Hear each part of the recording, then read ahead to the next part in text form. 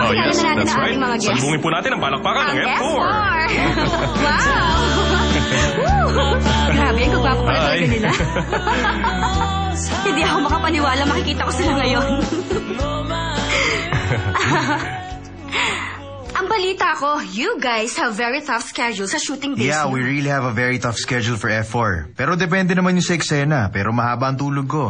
Maximum of 2 to 3 hours siguro. 2 to 3 hours lang? Oh, at mahabang tulog din para sa iyo. mahaba My ang tulog mo? goodness. Well, we shoot until early in the morning and prepare for another shooting. Basically, 1 to 2 hours. Ganun lang yung tulog ko. Oh, syempre, nakakapagod nga ang ginagawa ninyo. Kumusta ka, Ijo? Mas payat ka yata ngayon kesa noon. Okay lang ako. Si Yung Jiho, parang pumayat ka rin ngayon. Kasi tingnan mo, halata sa mukha mo. Dahil sa hirap ng schedule namin, medyo pumayat ang F4. Good for you. Hindi mo kailangan mag-diet. Yeah, pero hindi maganda pakinggan na hindi mo kailangan mag-diet. Balita ko kasi, lahat ng staff, nabawasan ng 5 to 6 kilos ang weight. Oh, kahit mga staff. Yes. Grabe. So, Wubin, okay ka lang ba? Okay lang. Why don't you say something? Gwapo niya, hindi ko siya kaya kausapin. Oo nga, tama ka. Crush talaga ng mga girls ng F4. Kahit ako, aminado ako doon. You're right, At eto, oo. kasama ko sila ngayon. Pero grabe, hindi ko sila kaya kausapin. Tama ka. Alam mo, napapanood ko sila sa TV at sabi ko, lalaki rin sila tulad ko. Pero ngayong nakikita ko na sila in person, they're really handsome. Alam ba ninyo na you guys are getting so famous already? Anong masasabi ninyo? Sige, ikaw muna, Go Junpyo. Gusto ko sing malaman ng mga fans ng F4.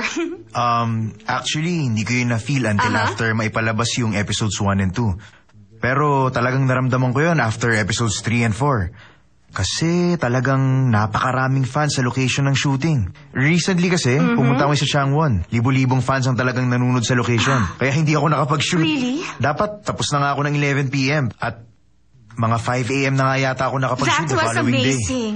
Wow. In fact, kailangan pang umarte ng mga crew na tapos ng shooting para lang umalis ang libo-libong fans. Pero bumalik din kami pag-alis nila. Oh, that's why na-delay ang shooting dahil sa mga ganong problema. At ang balita ko pa nga, lahat daw kayo nagkaroon ng accident, right? Yeah, that's right. Natahi ang aking Raito. Pero okay na ngayon. Magaling na. Nadalo niyo na ba si Gumchandi sa hospital? Kumusta na siya, ha? Mabuti naman siya. Magaling na siya ngayon. Pero may nakita akong mga stitches dito sa mukha niya. Actually, sa lips yun. Sa But lips, I think okay. she's doing well naman. Yeah. Okay. Okay lang siya. Oo, kaya kailangan niya mag-rest hanggang sa mag-heal yung wound niya. Next level na talaga ang pinagdaanan ng paborito nating BOF stars just to give us our well-loved series. Watch out for more exclusive interviews ng F4 sa ating week-long special. Susunod na ang memorable kilig moments nila Jiho at Jandy. Jiho.